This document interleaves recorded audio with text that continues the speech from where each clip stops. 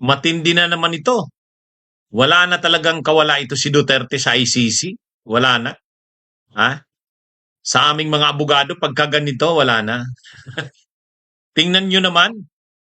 Ngayon lang, balita ngayon, nung isang araw ang report natin, ang tinalakay natin, pang 11th, pang ika-11, 11th batch. Ito, pang 12 ng batch.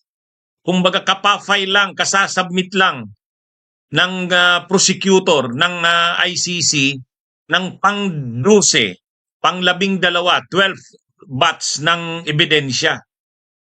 Dito lang sa batch na ito, itong batch lang na ito, 1,253 na items ng ebidensya. 10 package ng ebidensya ang isinabmit. Siyempre, ino-organize ng prosecution yung ebidensya, package by package, batch by batch. Ngayon, ito na yung pang-dosing batch. Kumbaga, sa batch na ito, 1,253 items. Paano ka mananalo dyan? Sa ganyan kadaming ebidensya.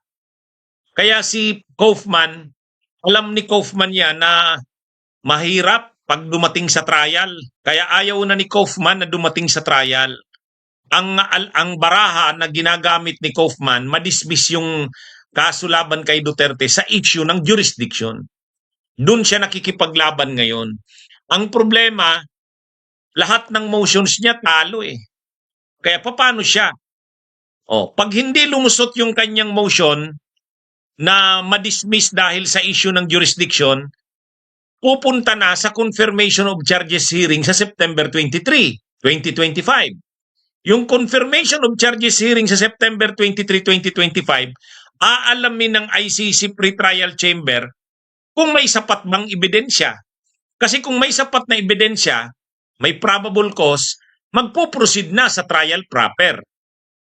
Ay sa tingin nyo sa ganito kadaming ebidensya, hindi pa kaya makumbinsi niya ng ICC na talagang ang charges ay confirmed na na sapat-sapat ang ebidensya para mag-proceed sa trial? Imagine niyo yan. Pang-dosing batch. Itong batch na ito na 12th batch ng mga sinabmit sa ICC, 1,253 items. Wala na ito. Kaya sabi nga ni Yusek Claire Castro kay Kaufman, you should do better. You should do better. Kasi nga, sabi ni Yusek Claire Castro, napakamahal ng bayad sa'yo, sabi kay Kaufman. Pagkatapos, grabe ang ebidensya. Unang-una yung mga admissions ni Duterte. Napakarami niyan.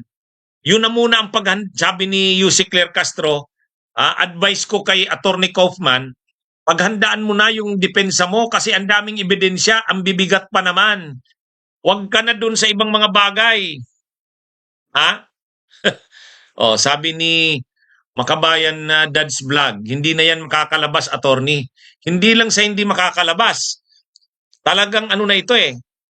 Halos sigurado na ang conviction nito, mga kabunyog.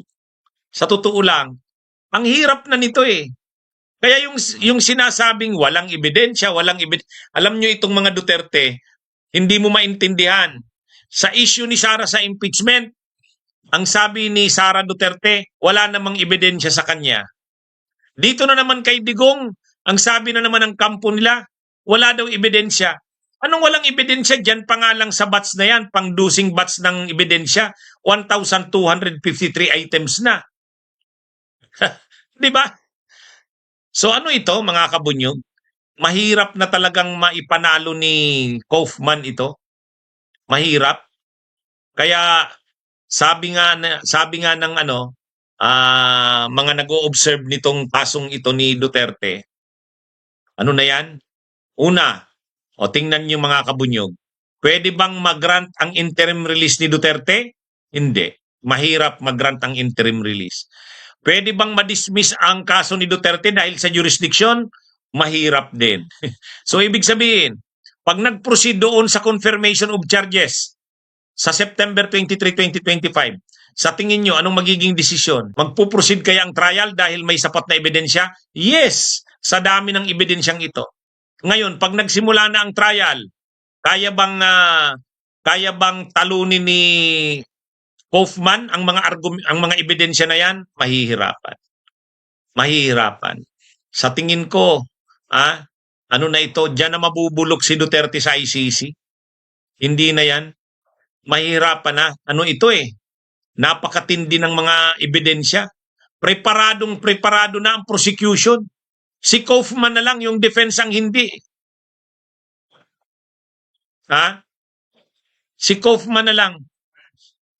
Bakit natatagalan? Sabi ni Jen Rojas. Bakit natatagalan? Ay kasi kailangan munang mag-submit ng ebidensya. Pagkatapos, maghahanda na ang defense niyan sa September 23, i-confirm yung charges. Pag na-confirm yung charges sa September 23, proceed na sa trial. Yun na yun. Ayaw ang strategy ni Kaufman, wag nang dumating sa trial. Kaya lang mahirapan.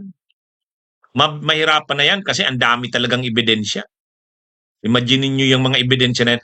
Ngayon, maganda yung sagot ni Yusek Claire Castro kay Kaufman. Ay di ba ang sabi ni Kaufman, politically motivated itong kaso ni Duterte. Itong kaso ni Duterte, kagagawan daw ito ng Marcos. Kasi kaaway ng Marcos ang Duterte. Maganda yung sagot ni Yusek Claire Castro, mga kabunyog. Ang sabi ni Yusek Claire Castro, paano mo naman nasabi na ang kaso na yan ay kagagawan ng mga Marcos laban sa mga Duterte, samantalang i-final ang mga kaso na yan 2017. Nang panahon na yan, hindi pa presidente si Marcos at hindi magkaaway ang Marcos at Duterte noon.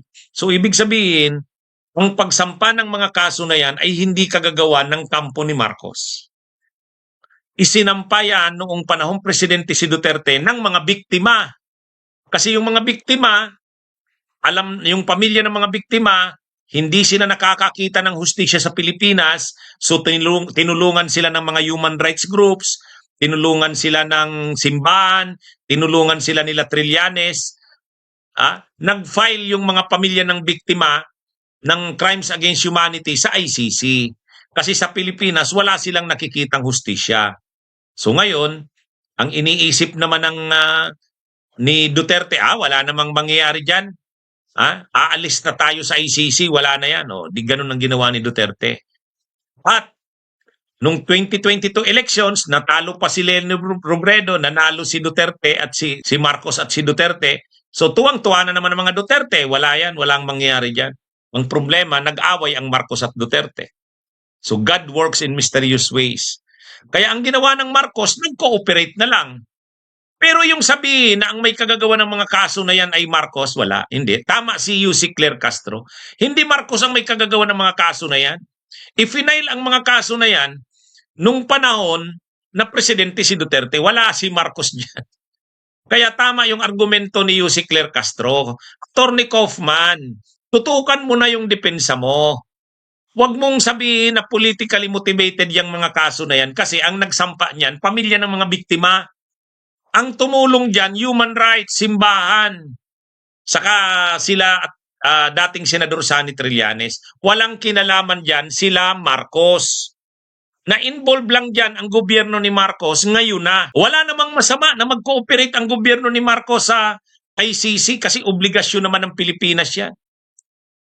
O kaya, ang gustong mangyari ng kampo ni Kaufman, madismiss ang kaso ni Duterte, marilis ito dahil yung pagkakasampa daw ng kaso ay politically motivated. Wala. Wala yan. Mahirap sabihin na politically motivated kasi ang nagsampa ng kaso, mga biktima. At saka nang sinampa yan ng pamilya ng mga biktima, wala pa si Marcos dyan. Na-involve lang ang Marcos ngayon na yung pag-issue na ng warrant of arrest ng ICC. So mali ba na nag-cooperate ang gobyerno? Wala. Tama nga lang yun na nag-cooperate Pero hindi politically motivated ang mga kaso na yan. Wala. Hindi uubra yung argumento ni Kaufman na politically motivated yung pagsampa ng mga kaso. Hindi politically motivated yan. Talagang yan. ano yan ng mga biktima, ng pamilya ng biktima. Naghanap sila ng ibang paraan kasi nga sa Pilipinas, hindi nila nakikitang mabibigyan sila ng hustisya dito. Nag-work naman. Yan, nandiyan na, gumugulong na. Oh. Kaya ngayon, tinatambakan na ng ebidensya ang kampo ni Duterte. Yung sinasabi ng mga DDS na wala namang ebidensya. Imaginin nyo yan, pang-dosing batch na ng ebidensya ang isinabmit ng prosecution. Dito lang sa batch na ito, 1,253 items. Oh. Sobrang lakas, tama ka Mildred Concepcion.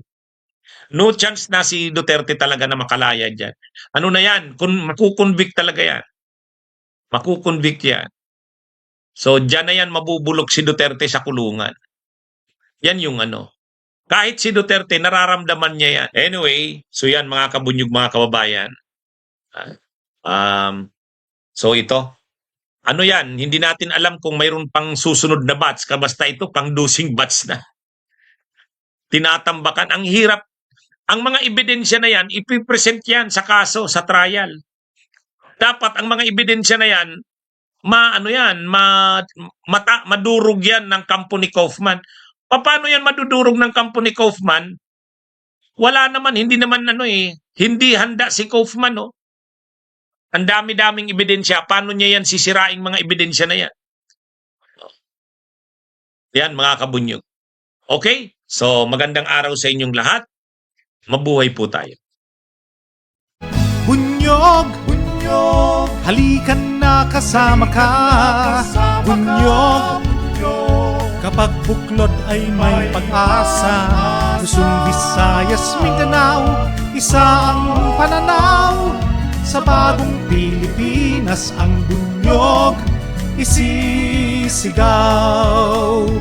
Bunyog.